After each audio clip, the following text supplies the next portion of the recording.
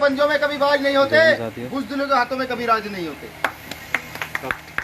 ताली मत बजाइए, आप तो बस सुनते चले जाइए। साथियों, बुलबुल के पंजों में कभी बाज नहीं होते, बुज़दिलों के हाथों में कभी राज नहीं होते। जिस कौम को पड़ती है सर झुकाकर चलने की आदत, उस कौम के सरों पे कभी ताज नहीं होते। तथागत गौतम बुद्ध, संतों में संत शिरोमणि गुरु रैदास, महर्षि वाल्मीकि महाराज, संत कबीर, गुरु नानक देव, गुरु घासीदास, महात्मा बिस्वन्ना जी, गुरु अय्यन काली जी, पेरियार साहब, फूले साहब, बिरसा मुंडा जी, बाबा साहब, जगदेश प्रसाद कुशवाहा जी, नाम भूल गया मैं यादव जी का यार,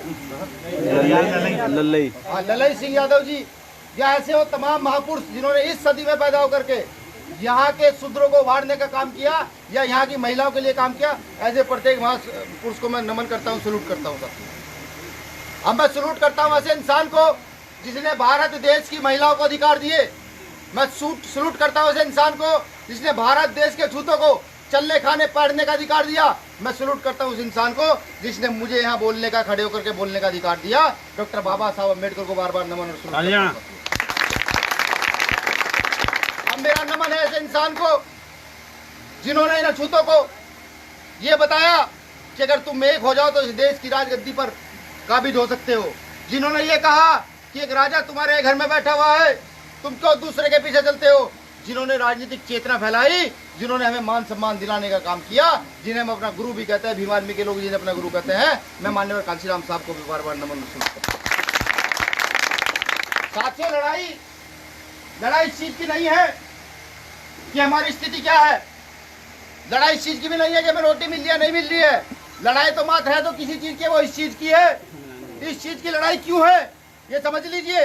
इस चीज की लड़ाई इसलिए है कि जब तक ये है तो मेरी बहन जो अच्छे कपड़े पहने बैठी है, मेरी बहन जो अच्छे संगठन में काम कर रही है और आज मैं बोल रहा हूँ और तुम सुन रहे हो, तो उसका कारण ये है। ये लड़ाई इस चीज की चली हुई है। आज बहुत सारे लोग संविधान के विषय में अभद्र भाषा का प्रयोग करते हैं, कहते हैं हम संविधान बदल देंगे। बहुत सारे लोग अनर्गल बातें करते रहते हैं संविधान के विषय में, हम संविधान बदल देंगे। जब उन्होंने देखा कि बाबा साहब के मानने वाले बच्चों की औकात इतनी है और ताकत इतनी है और उनके जूते में इतना दम है कि वो संविधान की तो एक पन्ने तक को छेड़ नहीं पाएंगे, तो तब उन्होंने दूसरा तरीका निकाला। उन्होंने हमारे एक व्यक्ति पर ही एक बार संसद में संविधान का बिल फड़वाया। वो बहुत दिमागदार लोग हैं, हमारी पार्टी थी, हमारे लोग थे बिल फाड़ने वाले। उन्होंने और दिमाग लगाया, उन्होंने इस देश को बाजारीकरण की ओर लेकर के चल दिए, इस देश का निजीकरण करने लगे। क्योंकि वो जानते थे अगर सरकारी नौकरियां रही हम दिन पर दिन उन्नति करते चले जाएंगे, और अगर सरकारी नौकरियां छीन ली जाए तो फिर हम वही मजदूर रहेंगे, वही फावला चलाने वाले रहेंगे, वही टोकरा ढोने वाले रहेंगे, वही 1500 की उनकी मजदूरी करने वाले हम रहेंगे। वो जानते थे। तो वो देश को आज बेचने की ओर लेकर के जा रहे हैं।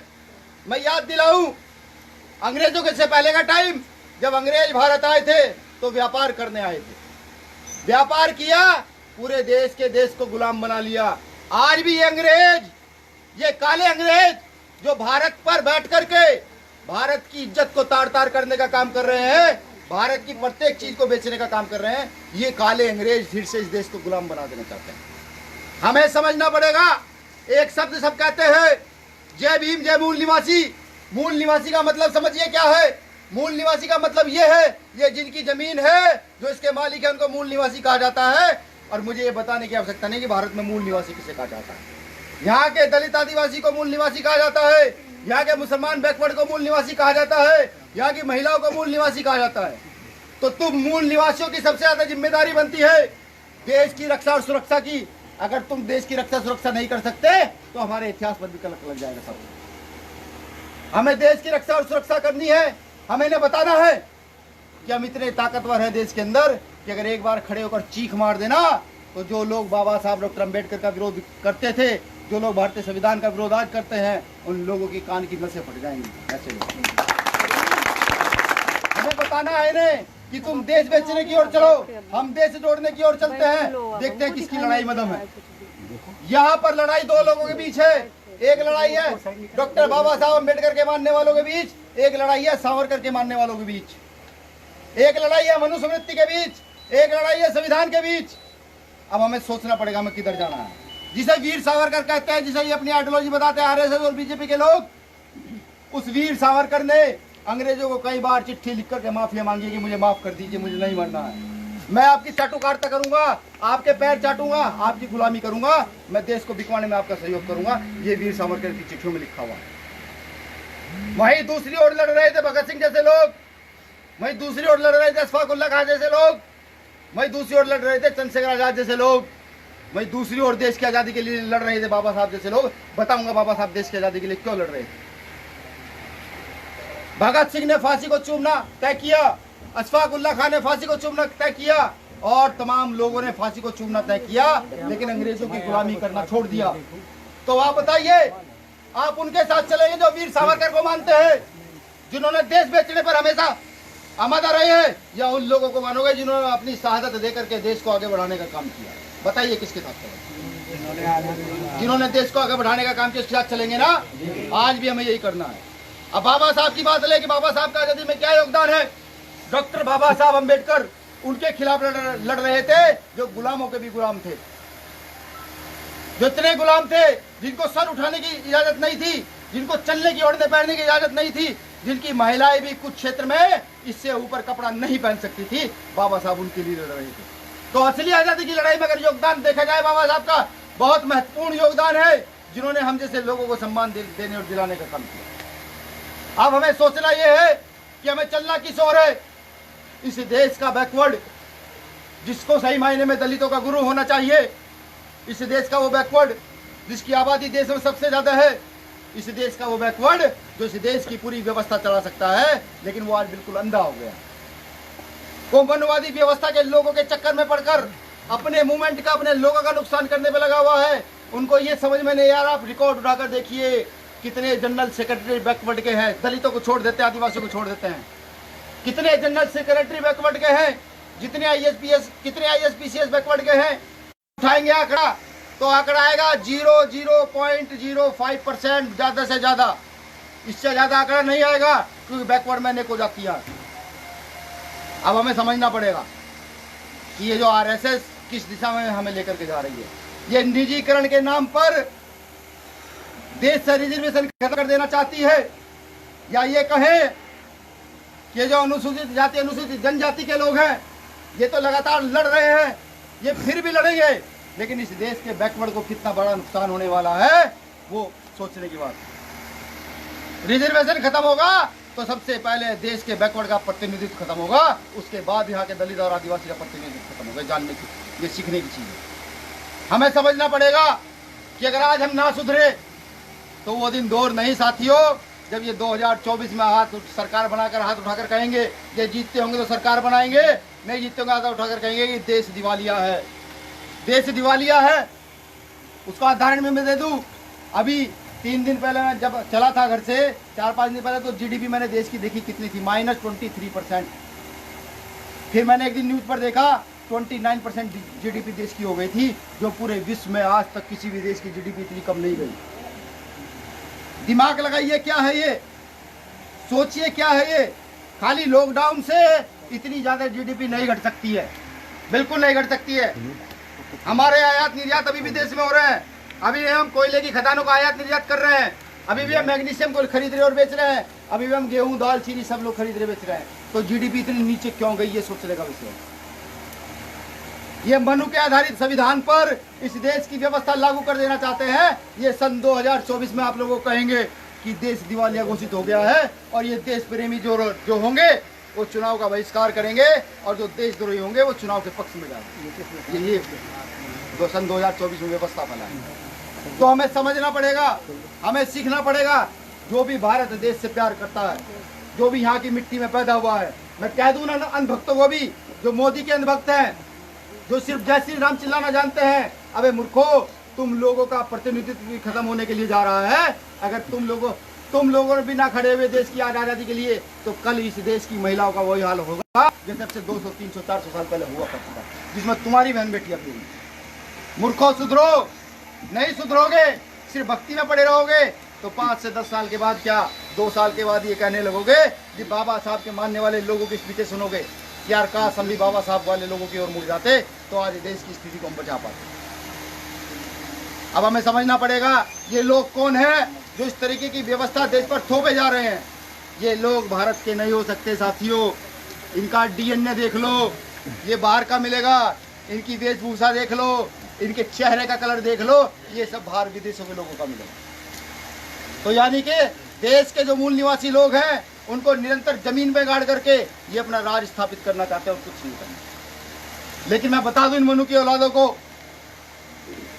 कि जब जब तुम हम परवार करोगे तो तुम्हारा एक बाप एक संगठन खड़ा हो गया है जिसका नाम भीम आर्मी है। पूरे देश में तुम पूरे देश में तुम लगातार शोषण कर रहे हो, हमारे लोगों को गोलियां मार रहे हो, 5-5 साल की बेटियों के बलात्कार कर रहे हो। तुमने 1.5 लाख मुकदमे भीम आर्मी के लोगों पर पूरे देश में लगाए, लेकिन अब तक भी प्रशासन और सरकार भीम आर्मी के लोगों को दबा नहीं पाई।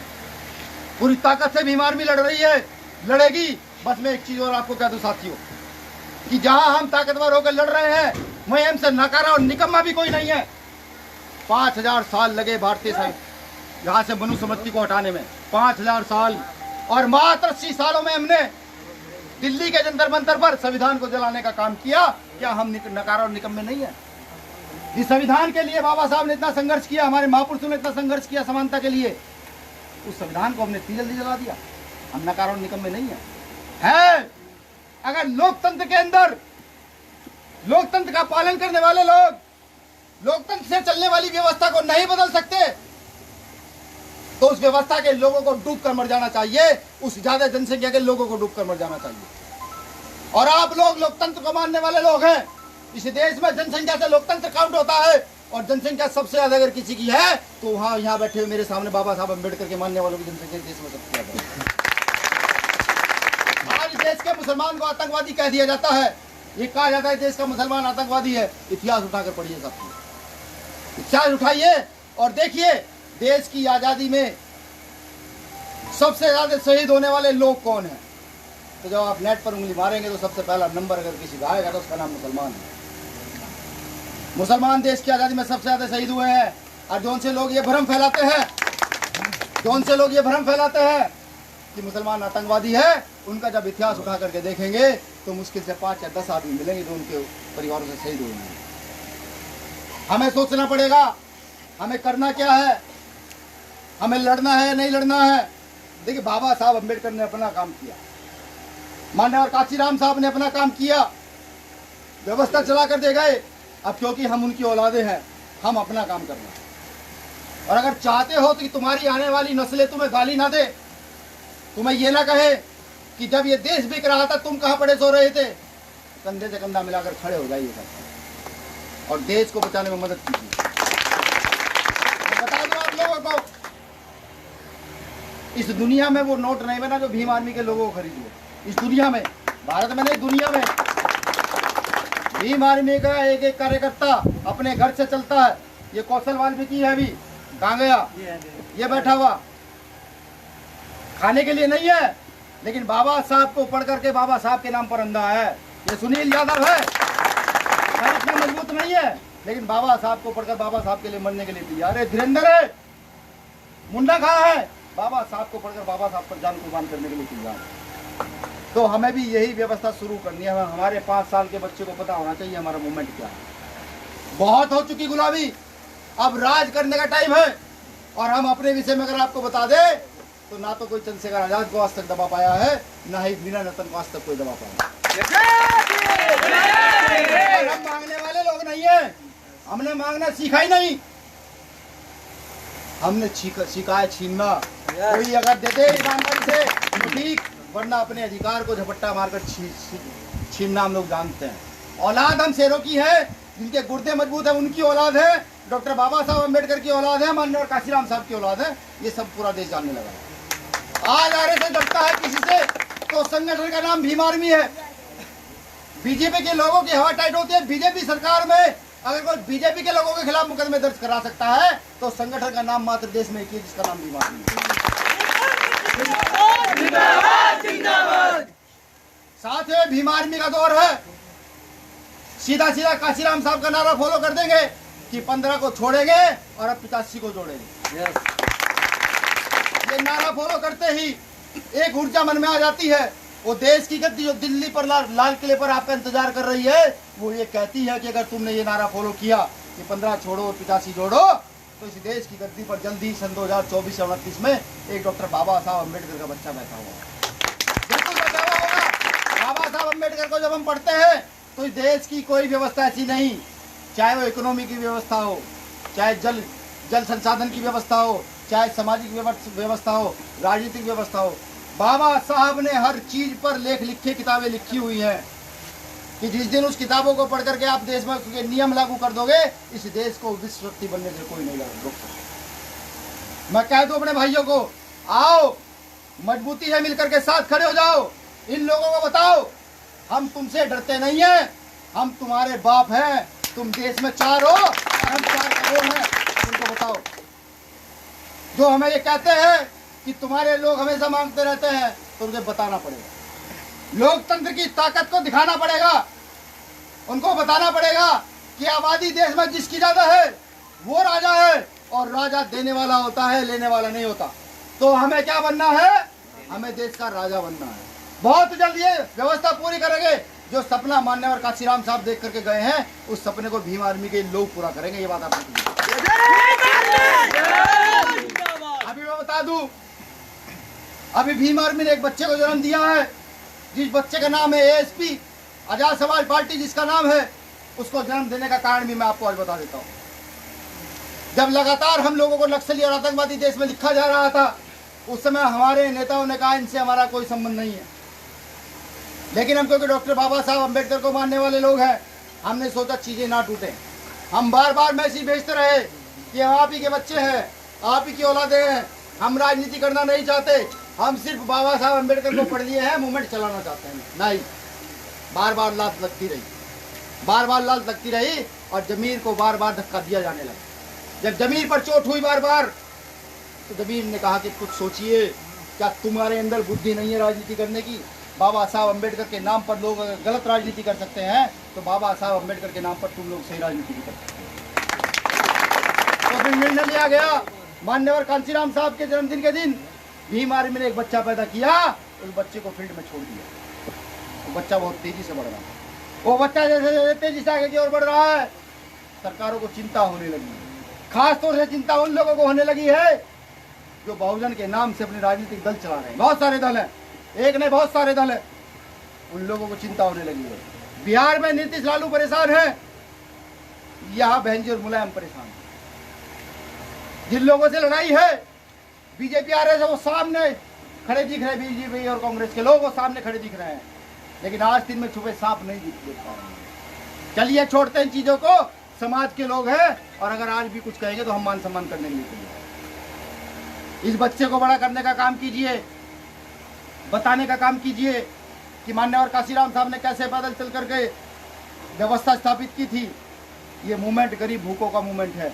इस मूवमेंट को कोई भी छका हुआ व्यक्ति इस मूवमेंट को ना समझ सकता है, ना चला सकता है। तो इस मूवमेंट को बढ़ाइए, उस पार्टी को भी पार्टी ना समझिए, उस पार्टी को भी मूवमेंट समझिए कि अगर देश की राजनीतिक ताकत आपके हाथ में होगी तो आप कितने लोगों को रोजगार दे सकते हैं। ये जो आज प्राइवेट किया जा रहा है सब कुछ, इसको छीन कर दोबारा से वापस करके इसको सरकारी महकमों में चेंज कर सकते हैं। सरकार में वो ताकत है। अब मैं बता दूं कि देश में इनकम के बहुत सारे साधन हैं। कुछ साधनों की बात मैं जैसे बार बार करता हूँ, पेट्रोलियम के ठेके, मैग्नीशियम के ठेके, कोयले की खदानें, हीरे की खदानें, ठेके इनके निकलते किसमें 1000 करोड़, 500 करोड़, 200 करोड़, 300 करोड़, 5000 करोड़, ऐसे एक खदाने के ठेके छूटते हैं।